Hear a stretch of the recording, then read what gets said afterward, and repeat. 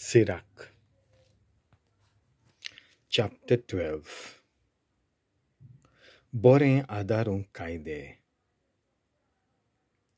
जर तुका कोणाकूय बरें करपाक जाय तर फावो त्याच मनशाक विंचून काड. तेन्ना तुज्यो बऱ्यो कुडण्यो ओमत्या कळशार उदोक जावच्यो नात. एका भोगती मनशाक तुवें बरें केलें जाल्यार तुका इनाम मेळटलो. तो मनीस तुका इनाम दिना जाल्यार वत्तो देव तुका दितलो. वायटान जियेता ताका वो भिक्षा दिवपाक न्हयकारता ताका कितेंच बरें जावचें ना. एका भोगताक आदार दी, एका पातक्याक आदार दिवंक वचो नाकाय. ल्हानविकांक बरें कर, देवाक मानिनासलोल्यांक कांयच दिवं नाकाय. ताका जेवण घालिनाकाय, तो तुजे परस बलिश्ट जातलो आनी तुवें ताका जें कितें बरें केलां ताचे दुपेटीन तो तुका फारीक कोत्तलो. कित्याक वत्तो देव स्वता पातक्यांक कांटाळटा आनी तांकां फावो ती शिक्षा परतून दितलो. बऱ्या मनशाक दी आनी पातक्यांक आदार दिवंक वचो नाकाय. खरें आनी खोटें इश्ट.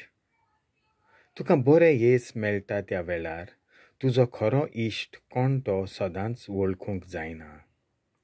पूण वायट वेळ येता तेन्ना तुजो दुस्मान कोण तो कळनासतना उरोना.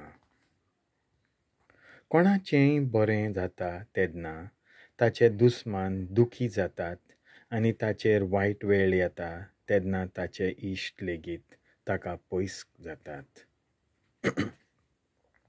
एका दुस्मानाक केन्नाच पातये नाकाय.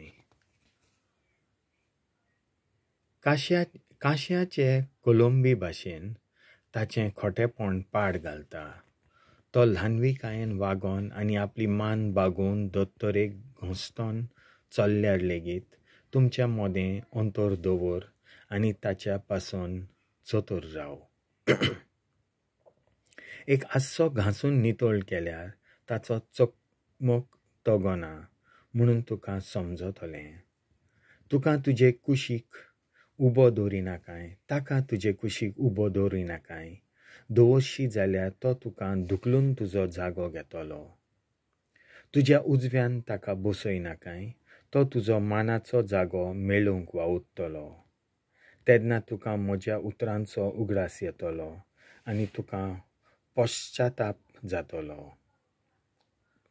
सोरपां खेळोवप्याक सोरोप चाबलो आनी मोनजाती सांबाळप्याक ताणें खेलो जाल्यार कोणाक वायट दिसतलें?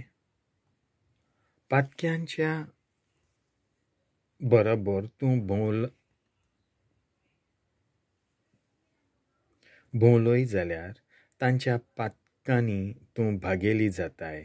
तो तुज्या सांगाताक एक खिणभर रावतलो. पूण ताका मातशी सण दिवशी जाल्यार तो तिचो फायदो घेतलो. एका दुस्मानाच्या वोंटांचेर मोव आसत, पूण ताच्या काळजांत तुका फोंडांत उडोवपाची कल्पना आसता. एका दुस्मानाच्या दोळ्यांनी दुकां आसत, पूण ताका सोन मेलत जाल्यार तुजें रगत वारोवंक तो तयार आसतलो. तुजेर वायट वेळ आयलो जाल्यार तुज्या फुड्यान तो पयलो आसतलो आनी तुका आदार दिवपाचें फोकांड करून तो तुजे पांय ओडटलो. बरें जालां म्हणून तो तकलीक हालयतलो, ताळयो मारतलो आनी तुज्यो वायट खबरो पसरायतलो आनी आपलो स्वभाव बदलतलो. देवाचें उतर हें.